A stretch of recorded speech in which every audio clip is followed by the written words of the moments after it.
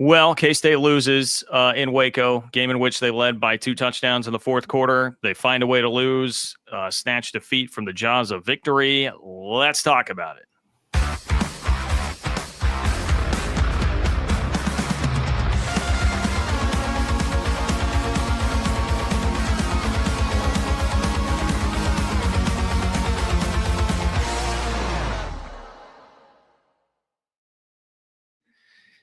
Welcome into Three Mile. John Kurtz, Cole Manbeck with you. No DY today as he is in Waco covering the game right now. We'll be interested to see what comes out of the locker room after that. Maybe there's already some stuff out there. Either way, you're going to need a lot of Ben Holiday bottled and bond bourbon after this one from our friends at Holiday Distillery. Thank you for their support of the podcast as always. They've got 360 vodka as well. You need a double fist or whatever you're doing after that.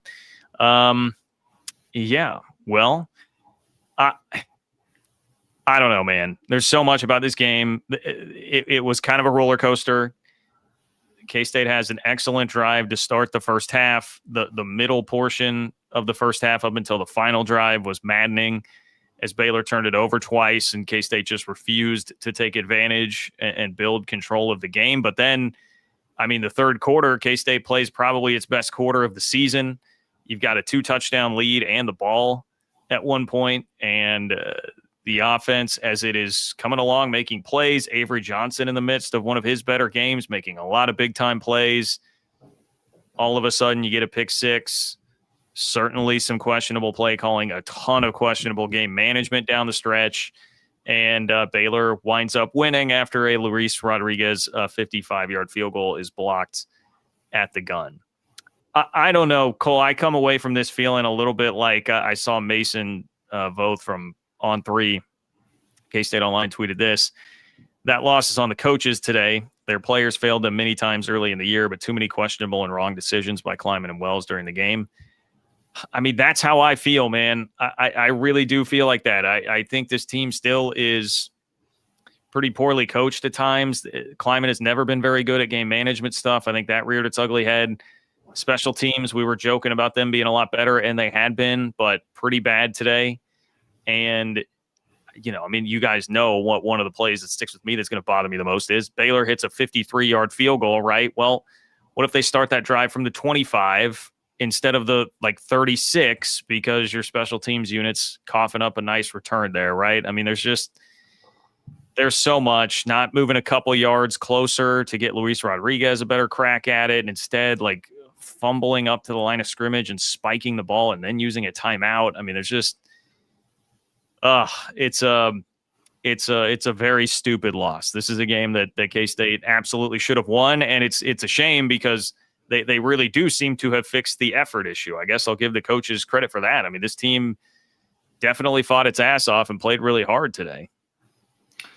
Yeah, that's what sucks. They played some great football at moments in this game, and when they got up, they rallied. They took three straight touchdowns down the field. The last drive at the end of the first half, then the first 2 drives of the second half to get up 31-17. And you get the turnover on downs, John. And once you get that first down after that, and it's 11, 12 minutes left, and Baylor's defense is gassed at that point, and your offensive line, I'll give them credit, thought the offensive line and really blocked well. I thought K-State was running the ball effectively. They were picking up blitzes. K-State was moving in rhythm. And you get into that 3rd and 2.5, and you rush to the line under center. And first of all, is K-State very good under center usually? I feel like when they go under center there, it's a bizarre call, and they roll Avery out quickly. And some people have said Avery could have ran. I thought Baylor defended it pretty well. There might have been a split moment where he could have dumped it to a tight end potentially for a first down. Maybe he puts his head down, makes a guy miss or two, and can try to get the first down. But I didn't think he had a great shot there. I hated the call. I think if you go shotgun there and you go a read play with how K-State had been running the football, you get that 2.5 yards. And I truly think, John, if they get that first down, there's 9:50, there's 10 left in the game at that point, right? You get that first down, up 14, and you're out beyond the 40-yard line. I really do think Kansas State at that point, you're taking another 2.5, 3 minutes off the clock at a minimum. But not only that, I think Baylor's defense starts to fold up. Like, I think you can just start to willpower your way down the football field at that point. You'd been dominating the line of scrimmage, and I think you probably can kill 5-6 minutes. And if you get any points on that drive, the game's over. And that's what kills you. Of course, what kills you too is if you get any points on the drive a couple drives later and it turns into a pick six instead. I mean, you're only 7-8 yards out of field goal range to go up 9. Now, you would have loved a touchdown, but the pick six occurs when you're at the Baylor 42 and 1st and 10 with 4:28 left. I mean, that's a killer because you got the game right there on a drive where you converted a 3rd and 6, a 3rd and 11, and a 3rd and 9 with Avery Johnson making some really dynamic plays. It's a killer because I felt like Avery Johnson played really well. It's just that one mistake, and it's a massive mistake. Yeah, agreed. Definitely agreed. You're right. Like that drive, you were just like, I mean, there were some frustrating moments in that drive. I was already frustrated with Wells that drive, but Avery was stepping up and making plays, and he was being decisive. One of those he took off.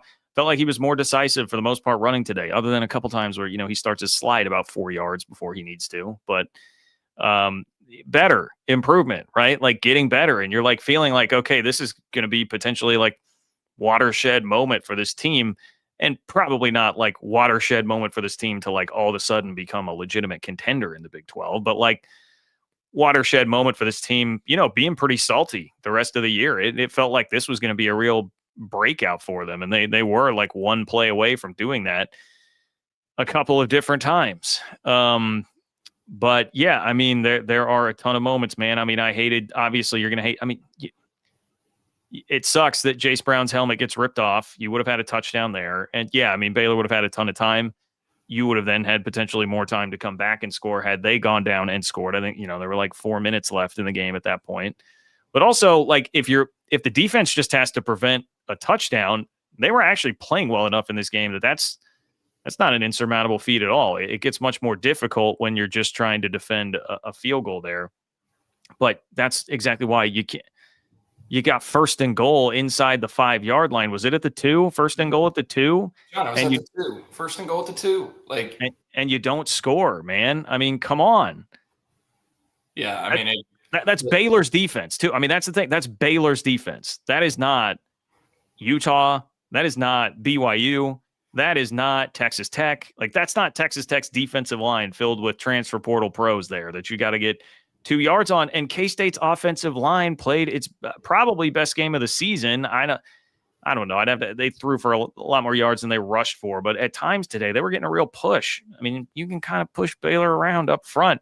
I know the 1st down run got stuffed, but man, that's another situation. I get it. We all get frustrated with the play calling when the play doesn't work, but it didn't feel like either of those 2 plays really had a chance after that. Like, that's kind of the frustrating thing. It did not feel like either of those 2 plays were even close after that before you then kick it.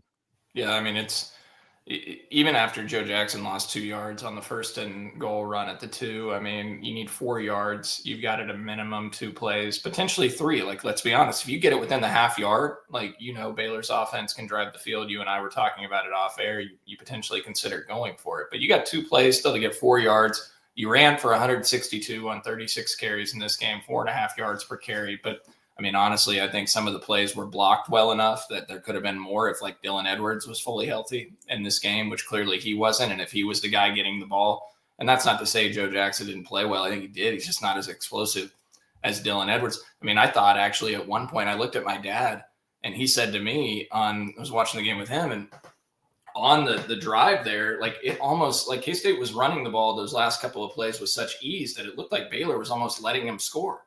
Like, I thought Dave Aranda was, and then they stuffed the 1st down play for a 2-yard loss, and then just hate the play calls. The 2nd down call, like at one point I thought they were doing a throwback because Garrett Oakley's going backside on a route. He's wide open, but the pressure came so quick, and it didn't look like Avery was looking at the throwback across the field to Oakley like we saw against UCF. But the third down call, John, like what the hell was that? Like Devon Rice is in the game and Blake Barnett is in the game. And like I think Curry pointed out, they ran a 1-man route. was it a one-man route combination? Or was there two out? Like they rolled the side of the field. So you already take away half the field by rolling Avery to the right there. And there was no chance of anybody like having getting open there. So Yeah. It was terrible. When I saw Devon Rice like out wide, right? He starts lined up out wide. Am I correct in remembering that? Yeah, and was that his first snap on offense in the game? Like I think he had one or two earlier on. I saw him in the first half, I believe, but not much. Like you can't. I mean, that's one of the things that is maddening. It feels like about this offense at times is how many times there are key plays when your best players, your most dynamic playmakers, are not on the field. You know, I mean, I get, that Dylan Edwards seemed a little banged up. Maybe it's the case that at that point he couldn't come in the game, but even just to have him out there as a decoy, a threat, like something, it's just like you're going down swinging with Devon Rice. No offense. I mean, I feel like Devon Rice probably should have gotten more PT over the course of the season than he has, but that's not who I'm going down swinging with on 3rd and goal in a crucial situation. Like that's not it, man. Well, and it was pointed out to us during the game, John, that there's multiple instances where Matt Wells calls plays where all of his receivers are covered up and it's a dead giveaway that it's a run. Like they don't even line up in a formation where the defense knows you're going to run the football because of the way that Kansas State lines up, but also the personnel usage. Look out there sometimes. Like there was a play where Isaac Cook was the lone wide receiver on the field. Well, what do you think? They stuffed it for a 2-yard loss. What the hell does Baylor think you're doing? They know you're running the ball. Like you have to use personnel properly to at least make them have a little bit of doubt in their mind that you might run or throw. And sometimes it's just a dead giveaway with the way the guys they have on the field, the way they line up. It's incredibly predictable. So, look, Matt Wells, there were some moments today where, I mean, Kansas State moved the ball really well, but honestly, thought some of it was just Avery Johnson making plays. I mean, he made a huge conversion on a 3rd and 3 where he cut back on a run when Kansas State was backed up inside its own 15 at one point. He extended that 3rd and 11 play, John, to Joe Jackson on that drive when they're up 30, up 31-25, took off and run on the 3rd and 6. Like he made the plays for the most part that we wanted to see from Avery Johnson this year. He used his legs to extend plays and then look downfield and threw the ball pretty darn well. It just sucks that one interception, that pick six, a massive mistake, pressure in his face. And we know he struggled when pressure comes at him. And, Jerron Tibbs is even looking there yet. Now Bradley is streaking across the field wide open, but it's a long throw and he throws off his back foot. And that's a technique thing. That's a play where he probably needs to just stay on 2 feet and step into a throw and take the hit. And maybe there's something there, but just brutal. Yeah, either that or just eat it, And I know that's not what we would have been pissed that happened because you're going to take a 9 or 10 yard loss. But that's where he's just not there with that. He's not there with, stand in to a throw and or just say, well, I got to eat this. Either way, you're taking a hit, not shooting the fadeaway jumper off your back foot that turns into a pick six. And it's that's not there. And then, my other frustration is, Cole, I hate to bring up this guy, but he's on my mind right now, even though he just lost the game. But do you think at the very end there to try and get a couple extra yards for Luis Rodriguez, Rocco Becht is going to run up to the line of scrimmage and probably snap. Well, Matt Campbell is probably going to have either a firm decision one way or the other, either run up there and spike it because we're going to run one more play, or get up there and just snap the ball quickly and take off and run, have some quick hit, some little play ready, and then you burn the timeout. And instead it was just, I feel like it's what we see all the time from Chris Klieman in clock management, game management situations. It's not decisive. It's kind of bungled. So it's Avery kind of gets up there fast and then they spike it and then there's 5 seconds left and then they just say, well, we'll take a timeout and kick the field goal. Baffling. Yeah. I don't understand, John. Again, Chris Kleiman's atrocious with clock management, but we've known that forever. I mean, even his clock management at the end of the first half was a disaster, but it fortunately worked out. I mean, but he burned a timeout after they got a first down at the end of the first half when the clock is stopped, but didn't use it on the play before when they got tackled inbounds and they had 3 timeouts. Credit to them. They made plays. That was poor. I could go back to the game against North Dakota when he called a timeout with 2:01 right before the 2-minute warning. People were wondering why that's a dumb decision. Well, it's because then North Dakota could do anything they wanted and throw there because it's going to the 2-minute warning no matter what. So they could have thrown, ran play action, etc. It's a dumb coaching move. And then here you spike the ball. 5 seconds is enough time to run something. Okay, you got a timeout. I mean, John, we saw them run, the officials kept adding like a second or two onto the clock. We saw them run like 15-yard routes that took 4 seconds, right? So you could, Avery Johnson could even just line up in a quarterback sneak. If you're worried about a run play, like getting, dragged out, like them holding the runner up, right? Like Avery Johnson, QB sneak, get a couple yards. And not to mention that too, John, but center up the kick a little bit more. Yeah. So try to get an extra yard or two, center it up, then call the timeout. Instead, they just sit on the timeout. They spike the ball, and then they call a timeout before the field goal. That kick just didn't have a chance. I mean, that thing was so low. Maybe if it gets beyond those guys, but let's be honest, those guys didn't even really have to jump, hit him. And I'm not throwing shade at Luis Rodriguez. I didn't expect him to drill a 56-yarder there. That's putting a lot on his shoulders. But Baylor's kicker made a 53-yarder look pretty darn easy, and Kansas State didn't get close to blocking it. It's like they made a play, you didn't. And the clock management stuff and just coaching stuff, John, Kansas State is 0-4 against FBS opponents in one-score games this year. They're 4-10 since the start of 2023 against FBS opponents in one-score games. Chris Kleiman is losing a large number of tight games. 4-10 since the start of 2023. They are 1-6 in one-score games dating back to Houston. Man, this is I'm looking at the comments. It's such a good point. I hadn't even considered hey, you could just snap it and run over and center the ball. I mean, I guess at that point you're thinking, well, if we have to lose a yard in doing so, I guess, but I don't. It's bro, you got so many options there, and they just decide to do the most limp. Whatever. It is what it is. You're right. That's been the hallmark right now. That's been the hallmark of this team and this program under Kleiman. They have been good. They've blown a lot of teams out. I mean, that was frankly, over the last couple of years, they've just had enough of these games where they have enough going that they blow teams out. They don't get into close games, but in close games, it generally has not worked out very well. And it's because they lose in the margins. When you talk about special teams, how bad was the return unit today? I mean, they got lucky that Elston's elbow was deemed down from it being a total F- disaster. But and I get Bryce Nornberg is hurt, but can't find somebody better. Sterling Lockett continues to let punts bounce that he doesn't need to, one of which wound up at the 3-yard line. Now they turned around and scored on a 97-yard drive, but they're losing in the margins on all this stuff. And then Elston had one return that was really bad that he should have just not taken out. He fumbles one that was also a bad return. They had a block in the back on one. Sterling Lockett lets a ball dribble inside the 3-yard line that could have been caught at the 7 or the 8-yard line. Just over and over again. And then you need, I guess I already mentioned this, but you need to stop. You can't let them get a field goal. So don't let them take the ball out to the effing 36-yard line.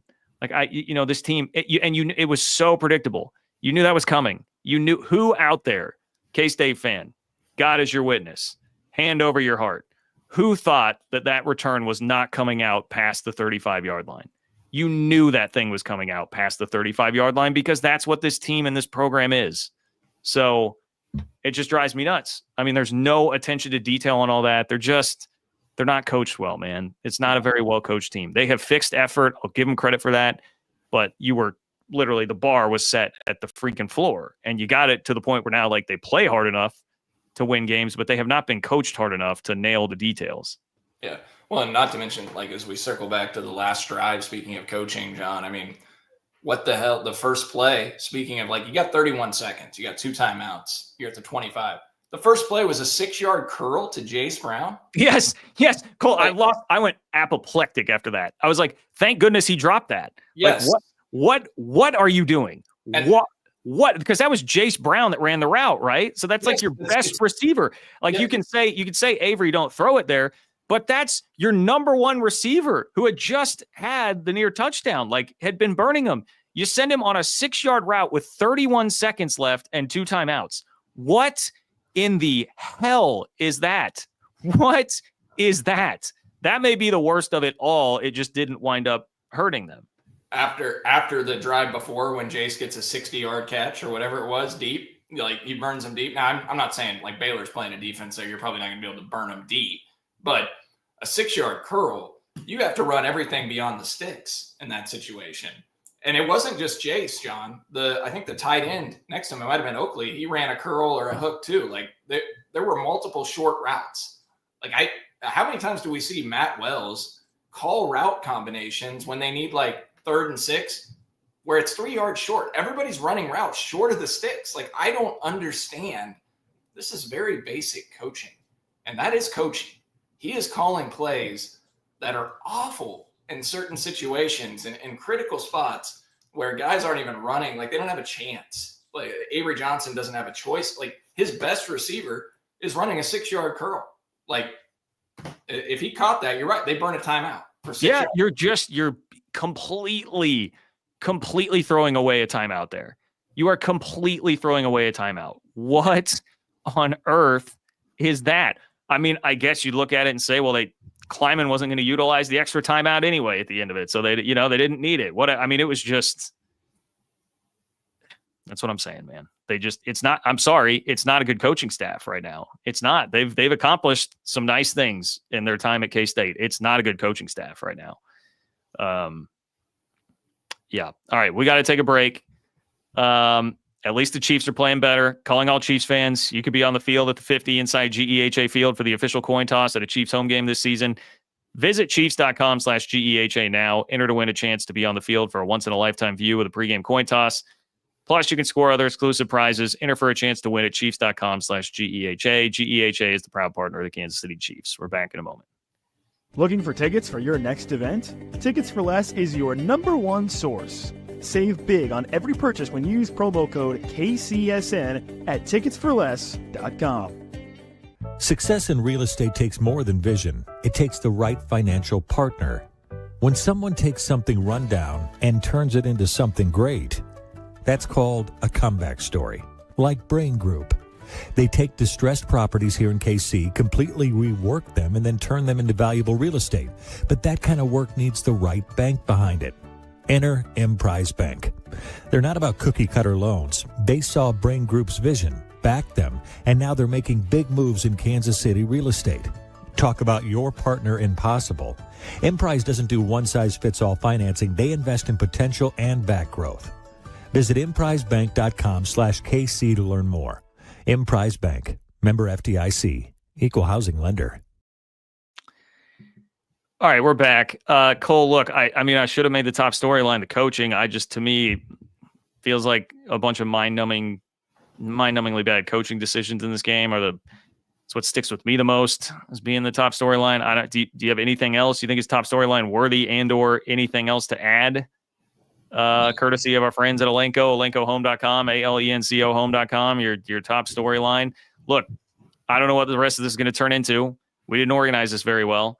Your top storyline today is that K-State got outcoached by Dave Aranda, 100%. Now, I don't know that it was, could argue there was a bit of a race to the bottom, but K-State had some really bad coaching decisions. We just outlined. I mean, one that didn't burn them, a 6-yard curl route with 31 seconds left and 2 timeouts to start that drive. Not even centering up the field goal with 5 seconds left, not having something ready when Avery's running up to the ball and you spike and then use a timeout. The play calling, 1st and goal at the 2, that whole sequence and how that goes down. The couple of drives when Baylor turns it over twice, you don't get any points there in the first half when Baylor's just begging you to take control of that game and you need it. Special teams giving up a kick return out to like the 36-yard line when you're trying to hold them to a field goal there. It's just over and over again. They lose in the margins. anything that you want to add there or anything else that you think our friends at AlencoHome.com would like to see for the top storyline of the day? Well, you guys were also texting me. I was coaching Brody's baseball game early on in the game and was casually checking what was going on. And they had the great first drive of the game. They go right down the field and they score. And then you guys point out that they bring Blake Barnett in the game and things get messed up. Like, look, I get that the Blake Barnett stuff worked a little bit last week, but you got to have a feel for the game as a coaching staff. And like right after you have a great first drive and then your defense holds them to a field goal. And not only that, you're backed up. I think they brought Barnett in when they were like backed up inside their own 15 too, John, when he came into the game. So that's just another coaching error. You guys are pointing out the short routes. Like we pointed out the 6-yard route on 1st and 10 at the 25 with 31 seconds left in the game to Jace Brown. But also you guys were pointing out the 3 route combinations for 3 yards with, 3rd and 6, right? Nobody's running beyond the sticks. That's coaching as well. Time management, that's coaching issues that we continue to see. We pointed out the 1-score game stats, 1-6 against FBS teams now in 1-score games dating back to Houston last year, 4-10 in 1-score games dating back to the start of the 2023 season in 1-score games against FBS opponents. Like that is largely coaching. That falls on the shoulders of Chris Kleiman. When you can't get over the hump in 1-score games, I mean, the Colorado game last year was great. I had a little bit of flashbacks on the Jace Brown deep ball of the Colorado game if he's able to get into the end zone. Of course, there was obviously a ton of time left. I did see Chris Kleiman acknowledged after the game. I saw a tweet from DY that he'll take the bullets for this team today. He'll fight for them because they fought for him. He thought they've gotten back to Kansas State football the last 2 weeks, and he did say in hindsight, they, quote, probably should have ran it a bit when having the ball 1st and goal at the 4. It was actually the 2. Also said they would have went for it at the 2 if they got it back to the 2. That's an interesting decision. I mean, it makes some sense, and I know people were, the announcers and everybody, they were all caught up and people were tweeting like, run the ball to kill the clock anyways. But like, I wasn't worried about the clock in that situation. You needed a touchdown because Baylor, even if you empty out their timeouts, a minute 50 to Baylor is an eternity with the way they run their offense. So you had to get a touchdown. It wasn't about eating timeouts for Baylor. Whatever it took to get into the end zone is what really mattered because you needed a touchdown and you needed the 2-point conversion. The field goal didn't do a lot for you because being up 2, Baylor really needs 25, 30 yards to get into field goal range. And the way that the weapons that they have, like that was going to be really tough. And so unfortunate. They should have ran the ball. I agree because I thought K-State's offensive line was pushing them around. And we talked about it before. Baylor's defense is not good. Like they were 107th in the country in points per drive given up coming into this game. And they showed why. Like you can score on Baylor. And in this game, Kansas State ends up with 34 points on 12 drives. That's 2.83 points per drive.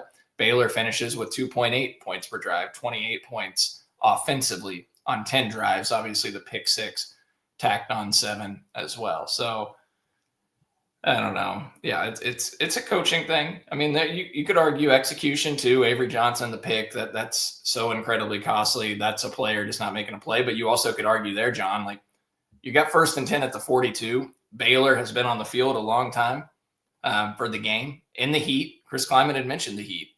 And, can you wear them down at that point and run the ball and at least either kill the clock or get a field goal and the game is over? I mean, John, Kansas State ran 82 plays. Like we talked on the pregame show. All right, can they really like have that ball control type game? What do you think the time of possession was? Did you check? Did you see it? It was 37-47. Yeah, they did it. Yeah, they almost held the ball for 38 minutes to 22 for Baylor. If you knew that going in, and Kansas State ran 82 plays to 64 to Baylor. So and got 2 turnovers. Yes, they won the turnover battle. Yeah. Now, the 2 turnovers Kansas State got resulted in 0 points, instead 3 and outs back to back, and their turnover resulted in a pick 6. But you win the turnover battle, you win time of possession by almost 16 minutes, you run 18 more plays than them. You actually score a little bit more from a points per drive efficiency perspective. You're up 14 with the ball with 10 minutes left in the game, and you lose. I mean, John, think about the games like Houston last year, up up 2 scores with 10, 11 minutes left on the road at Houston. Not a good Houston team, and they choke it away. Up 14 with the ball in the fourth quarter against Baylor, and they choke it away. It's just it's mind blowing. And that's the thing that gets me with Chris Kleiman is, John, he brought up the Army game before. Like after the Army game, he talked about time of possession and how gassed they were because Army ran 82 plays to Kansas State's 43, and they won the time of possession by 38, 39 minutes to whatever Kansas State had. I don't know, it actually was like 42 to 18. But Kansas State won the time of possession by almost 16 minutes today, and they lost. They ran 75 plays to 52 against Houston last year, and they lost. They ran 102 plays to Iowa State's 35 in 2023, and they lost.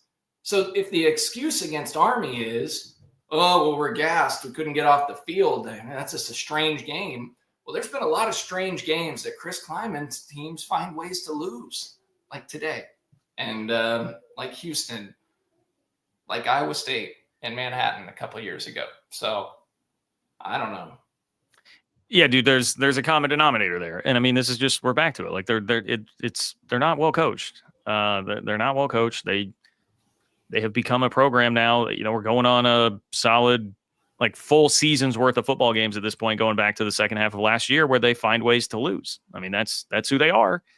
And that's what they are. And that's why, hey, nothing that they say. I acknowledge anytime we see press conference quotes from a losing team and you like get upset with what the coach is saying, like, the counter always has to be, what could the coach have walked up to the mic and said that would have actually like made you not be upset? So it's a lose-lose situation. I understand that, but okay. And I'm going just off of a Derek Young tweet here summarizing this. I haven't seen the full quote. So all of that, in fairness, putting that up front. But hey, I'll take the bullets for his team today. I'll fight for them because they fought for him. He thinks they've gotten back to playing Kansas State football the last 2 weeks. Well, I mean, congrats, Chris. That's great. It's October, and you've got 4 losses in a season where you were generally expected to win the league, and now you've still got Texas Tech on the schedule. You still got to go to Utah. I mean, those are 2 games that definitely look like losses now. You'll be heavy underdogs there. So if everything goes well, you're getting to 6-6. If the rest of this game, I mean, congrats, dude. Great. Maybe find it in August next time. Maybe find it in spring ball instead of ditching practices because of the Ireland trip, which I still don't understand at all. I mean, that's just whatever.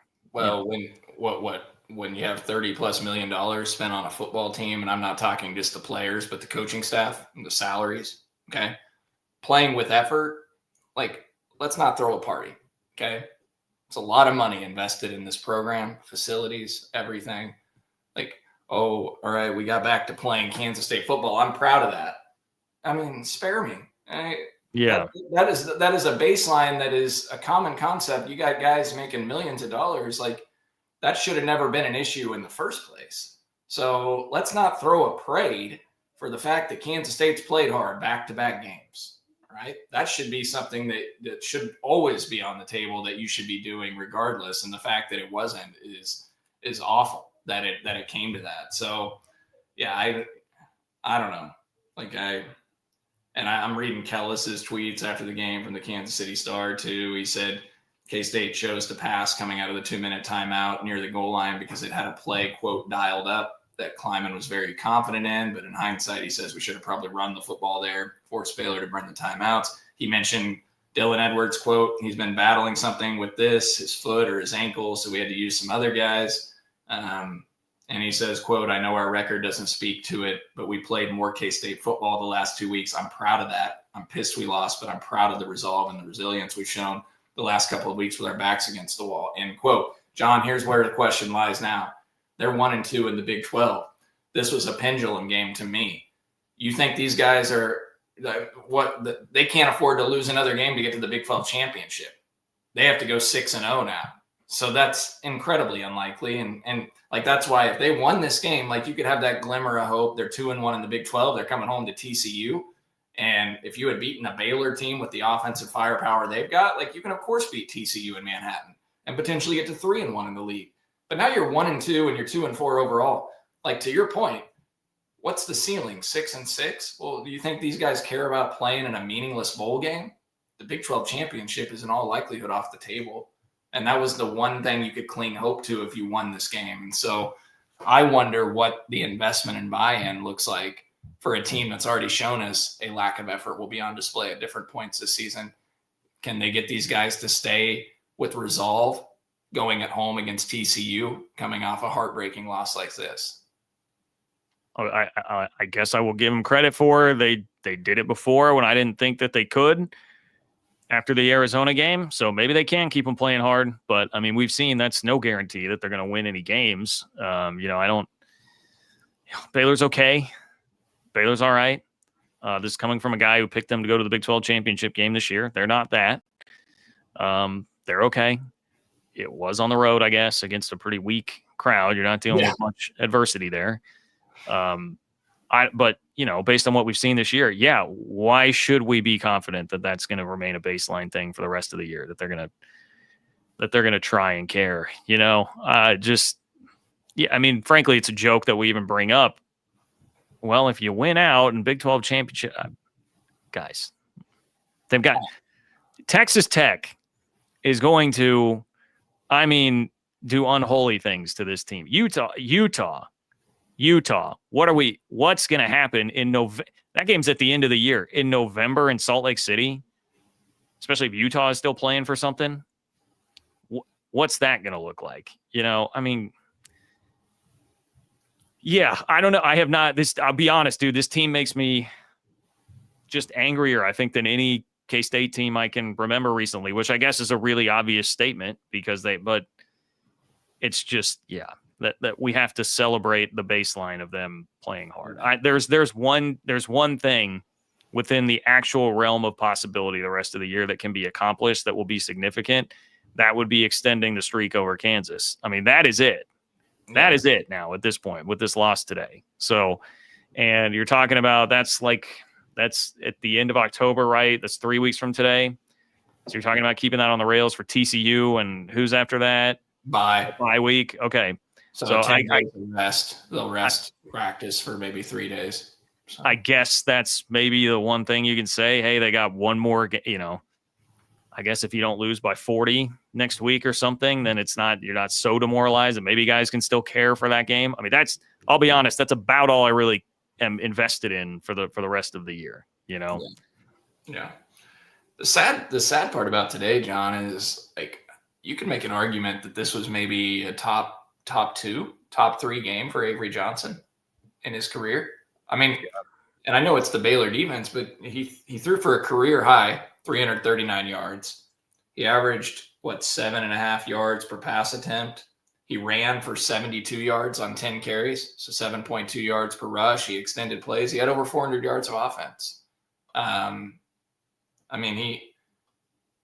If you would have told me that stat line going in, I would have been pretty pleased with it, other than the interception, of course. But otherwise, he made some really nice throws. He made some really nice plays. And it just sucks that it was wasted. It was all for naught. So, yeah. Well, I'll give you some thoughts on the other side of our next break. Chiefs Kingdom, I have got a question for you. What is your favorite touchdown? Well, for me, I can confidently say that my favorite touchdown, it's the next one, because with DraftKings Sportsbook, an official sports betting partner of the NFL, every touchdown could bring you closer to cashing in. From the first touchdown score to anytime touchdown props or the thrill of live in-game betting, every snap is loaded with opportunity. From spreads to money lines, same-game parlays, regular parlays, you want it, DraftKings has got it. Here's the best part. Bet just $5, and if your bet wins, you'll get $200 in bonus bets instantly. I use DraftKings Sportsbook, and you should too. Your team hitting pay dirt pays out to you. Download the DraftKings Sportsbook app now and use code KCSN. That's code KCSN to turn $5 into $200 in bonus bets if your bet wins. In partnership with DraftKings, the crown is yours. Gambling problem? Call 1-800-GAMBLER. In New York, call 877-8-HOPE-NY or text HOPE-NY 467-369. In Connecticut, help is available for problem gambling. Call 888-789-7777 or visit ccpg.org. Please play responsibly. On behalf of Boot Hill Casino and Resort in Kansas, fees may apply in Illinois. 21 plus age and eligibility varies by jurisdiction. Void in Ontario. Bet must win to receive reward. Minimum minus 500 odds required. Bonus bets expire 7 days after issuance. For additional terms and responsible gaming resources, see dkng.co/audio. This is how you know I'm down bad. Not even Tucker Franklin stacking a bunch of hats on his head over and over again can bring a smile to my face. That's an interesting question from Les in the chat there. Could you run in Chat GPT, call the plays? Is that like, could you, I mean, there's not much, doesn't seem to be much game feel right now, right? So, you just AI the thing. Appreciate that, Les. That made me laugh. Look, I said it earlier, Cole. It felt like this was sort of a coming out party for Avery Johnson when it was a 14-point game and you thought, maybe this can be a launching pad. But I mean, unfortunately, like it's just sort of the story of his career. Like he's had some really nice moments, but when it comes down to winning time, what happens? I mean, it's like the whole thing we talked about in the Iowa State game, the difference between him and Rocco Becht. It's like Avery, throughout the course of the game, very much debatably outplayed Rocco Becht in that game. But who made the plays? Plays needed to be made to win the game. Like Rocco Becht makes those plays. Avery generally does not. He's done it one time in his career, and that was the game at Colorado. He just doesn't in big spots. That's not what he is, unfortunately. And look, I'm willing to say, hey, maybe a lot of that is coaching. Like we're talking about this coaching staff not getting it done in key moments, not buttoning things up on the margins, not winning in the margins. Like I am 100% here for that conversation that, hey, under a different coaching staff, that might coach him harder, things would be different. But it just is what it is at this point. I don't know what the path is to change that being really the narrative of Avery Johnson's career, unfortunately, right now, at least his K-State career. We'll see, I guess, what happens beyond this year. Maybe I shouldn't speculate about next year. By the end of this season, I don't see what turns around the narrative of his K-State career being just that, like tantalizing talent, statistically, some nice games, but not being the guy that goes and makes you plays to win the game when you need to go win the game. Yeah, because I think, if you just look at a box score and you look at stats for Avery this year, and like you look at the passing stats, I mean, it's like almost 1,400 yards through the air. Only a couple picks. Does he have 2 picks now? Was this his second one today? I don't even think he didn't throw one against UCF, right? He didn't throw one against Arizona. Did he have one against Zona? He only threw 1 interception before today, yeah. So, but, the interception today, obviously at one of the most crucial times when you have a chance to put the game away, it's just brutal. And Baylor's secondary is not good. Like we know that, and they haven't, but it was the most yards given up on the season by them. The most they'd given up before was 295 against SMU through the air. Otherwise, 108, 295, 100, 221, 291 through the air. Kansas State throws for 339 today, and they ran the ball somewhat effectively. So, yeah, it's kind of the story of his career. Now you can make an argument like he almost got them again in crucial time to drive and get close to field goal range. 56 is kind of close to the fringe, and 31 seconds. They got the ball, So they moved it 35 yards. They started the drive at the 25. They got it to the Baylor 38. So that's 25 plus 12. That's 37 yards in about 26 seconds of time. There was a throw in there, I think, to Tibbs that potentially could have been a completion. That would have been a huge play that just came off his hand. It was just a little bit too far out, and that would have put him well within field goal range. But, yeah. And you mentioned on a different topic from Avery, like the road atmosphere, John. But, think about these road games they're losing over the last couple of years. They lose in front of a half-empty stadium at Arizona. Today's crowd was pathetic by Baylor, and they lose at Houston in front of 10, 15,000 fans. These are very, very winnable atmospheres to go on the road. And Chris Kleiman and this staff, they can't get it done. These, you're not going into Death Valley. You're not playing in front of 100,000 fans. These are dream atmospheres to go win. 11 a.m. kick on the road, and Arizona half empty. Houston in the rain with nobody there, you can't get it done. Apparently, maybe they need big crowds because Colorado might have been their best performance under the lights. Yeah, well, BYU was a jack crowd too, and we Never mind, you're right. Yeah, it was a train wreck. So. Yeah. I don't. A couple other thoughts I have from today. Joe Jackson ran the ball better. I mean, this is more like what I expect to look like throughout the year. But I mean, I don't know, dude. It still just feels like there are times like he had a 9-yard run today where I felt like they had blocked up like 30 yards. He's just not explosive enough. Like I remember we were talking about how much better he looked, and I looked down and he had like 8 carries for like 42 yards maybe or something. I mean, it's just not like, it just kind of still is what it is when Dylan Edwards is not going to be healthy. Yeah. It's going to play them the entire season. I still just don't think that running back room is good enough. Well, his longest run was 11 yards. And the run you're talking about was off left tackle, I think, and it should have been a touchdown, probably. Yeah. Like for Dylan Edwards, it's probably a touchdown if Dylan Edwards is healthy. And Joe Jackson just doesn't have quite that burst and acceleration to get through. And instead, it's a 9-yard run. It should have been a 26-yard touchdown run, I think, if that's the one I'm thinking of. So, 13 carries, 61 yards, 4.7 a rush, and 5 receptions for 41 yards for Joe Jackson, including that big 3rd and 11 conversion that he picked up on the backside throw from Avery Johnson to extend that one drive. But, still, it's lacking. I mean, you just don't have the explosion when Dylan Edwards can't be a full go. And today, Dylan Edwards only 10 carries, 26 yards, 2.6 yards per rush, which again, we already talked about how Chris Kleiman said, again, dealing with something. Just, I don't understand how you can look the way that he looked last week and then a week later, just apparently not have that burst. Well, I think some of it looked like it was kind of like the Arizona game. I thought on his first carry, I think it was the first carry today, first or second carry, it was like a second or third and short. He got like 2 yards. He did get the first down, but he got up really slowly, really gingerly after that. And this was, the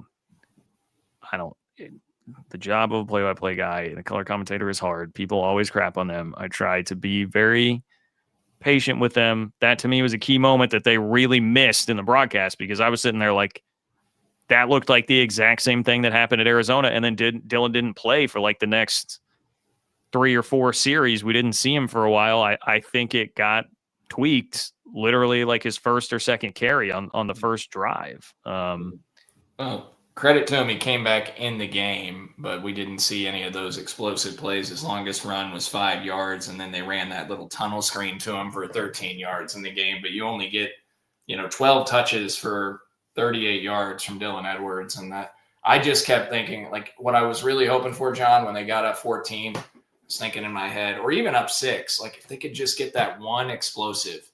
Unfortunately, the one explosive occurred to Jace Brown when they were down by a point. But if they could have gotten that one explosive when they were up 6 or when they were up 14, that would have put them in scoring territory, then the game's over. And unfortunately, they couldn't get that home run. They dialed up like this, like weird reverse action play for Dylan Edwards, and it got 4 yards, on that drive. Well, and there were, Cole, sorry to cut you off. There were 2 balls that Avery did miss just barely before the pick 6 that could have been huge plays. One of them, he put too much air under it, I think, to Tibbs. The next one, he then overcompensated, and it needed a little more air under it to get it to on the opposite sideline to Jace Brown. Yep. So they had a couple. Those could have been it. Yeah, you're right. So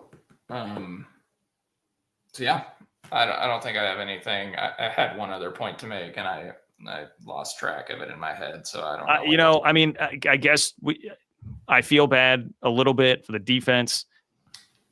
They gave up 28 points today against this Baylor team, forcing 2 turnovers, giving up 28 points. Honestly, I think the defense gets a passing grade today. I thought the defense actually played pretty well.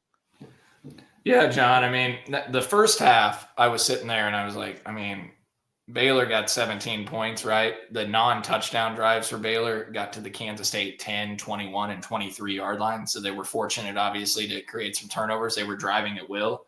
But to start the second half, the first 3 drives for Baylor, 9 plays, 23 yards, punt, 3 and out, negative 21 yards, 10 plays, 60 yards, turnover on downs. They ran 22 plays for 62 yards in that 3-drive stretch.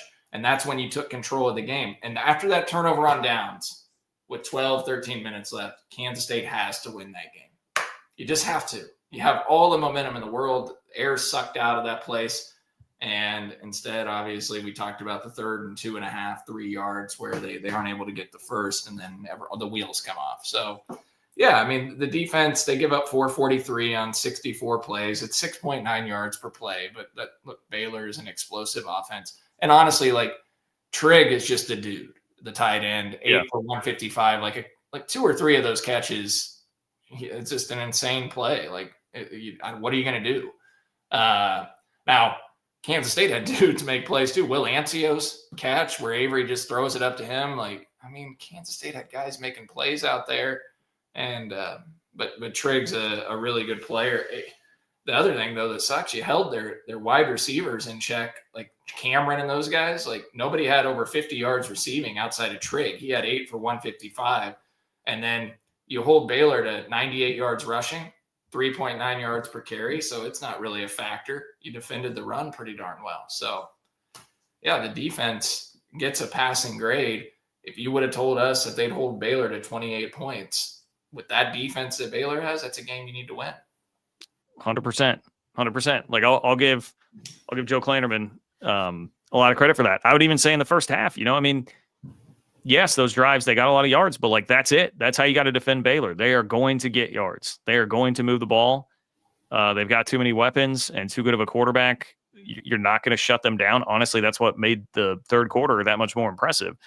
You got to just find ways to force field goals, get turnovers. And that's what the defense did until they all of a sudden, were just nails, made some adjustments at halftime, I guess, in that third quarter, and they were great.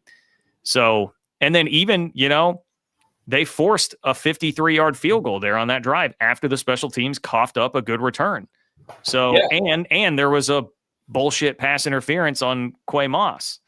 So, again, all the way around, and that's what makes it that much more maddening that you did not score on 1st and goal from the 2, because I actually have a pretty good amount of confidence that the defense could have come up with a stop there and not given up the touchdown to Baylor. Yeah, I mean, Sawyer Robertson had some bad misses today in this game. I mean, his stat line looks great, 25 of 39, 345 yards. But I mean, Trigg made like 2 or 3 big play catches where it's just the dude going up and getting it. But he missed some open throws as well. And, Kansas State was getting a little bit of pressure on him. I feel like Toby wasn't able to get back in the game. He had the shoulder injury. He did get back in at one point, but then like that last drive, I didn't see him out there. It's Jordan Allen and other guys. And I think that hurt their ability to get after the quarterback. But yeah, you hold him to 53-yard field goal in college football. I know kickers are getting much better at making long field goals, but in college, I feel like that's less than a 50% chance that dudes are going to hit, even if it's a solid college kicker. And they made the kick. I mean, sure would have been nice if he could have just missed that or Kansas State could have blocked it, because that holding it to 53 yards and not letting it get into the 45 and end territory, like that was pretty significant to me. And he made a great kick. But yeah, 28 points and 3 of those points are a 53-yard field goal. I can't complain too much about the defense. Ultimately, it's you just squandered away a chance to win the game, and that falls on the offense. The defense did its job in the second half, and like I said, you get that turnover on downs. At that point, the offense has to go win the game. Yeah, no, I was going to look up what Baylor has done the rest of the year in terms of point. I mean, obviously Auburn held them to 24. Arizona State held them to 24. Okay. They scored 48 on SMU in the overtime. I think it went to double overtime, and they scored 45 against Oklahoma State. And Samford, they scored 42. But, points per drive, I think they were top 25, 30 in the country. Sawyer Robertson led the country in passing yards, passing touchdowns, et cetera. You know all this already. So they're a good offensive team. And I bet if you go back to last year, the last 6 games when they really got going under Jake Spavital, the offensive coordinator, they were probably averaging like 38 points a game or something like that. So the only knock I would have, John, on the defense is after K-State did punt when up 14 and you pinned them inside like the 20, like allowing them to go 3 for 82. That was bad. Yeah. Happening that quickly. But then again, Cole, I will counter and say that was the Michael Trigg drive where it's like Baylor is they're going to do that at some point in the game. That's why you gotta build enough of a lead before that. They're going to do it. Sawyer Robertson's really hot and cold. He has moments of brilliance. And then he all year he's had moments where, some of those, he's just a little wide and he can be kind of erratic. He's not as consistent as a guy like Josh Hoover. But when they get hot, they get hot. And Trigg mossed you a couple times. He's going to do that. And so that you could feel that coming. You knew it was in the offense's hands. The defense did plenty. The offense had to make one more play. Yeah, I agree. I mean, ultimately, the defense, Baylor had 12 drives in the game, and 5 of those drives resulted in no points, and 2 of those drives resulted in field goals. Right? So 7 non-touchdown scoring drives for Baylor out of 12. The way Kansas State's defense has kind of been a little leaky at times this year, you take that and hope the offense can go win it. And they weren't able to. And again, gets back to coaching. Poorly coached. So. Yeah. Well, early thought on next? Where do you go from here? What's on your mind the rest of the season now? It really sucks. I mean, I watched this game. I got home, watched the whole second half, and there was some hope with me, and I'm sure many Kansas State fans that were allowing themselves to dream just a little bit that like this thing was getting back on the right track. And then you start thinking about, all right, JB Bradley didn't get a catch today, but he's on the field a few plays. So next week he's probably going to be a full go. If Jace Brown, he looked solid today, even though he was dealing with the injury, he still looked explosive, 4 for 106. Tibbs has been playing much better. Last 2 games for Tibbs, he's been pretty darn solid, over 70 yards each of the last 2 weeks. Today, he made some nice plays over the middle.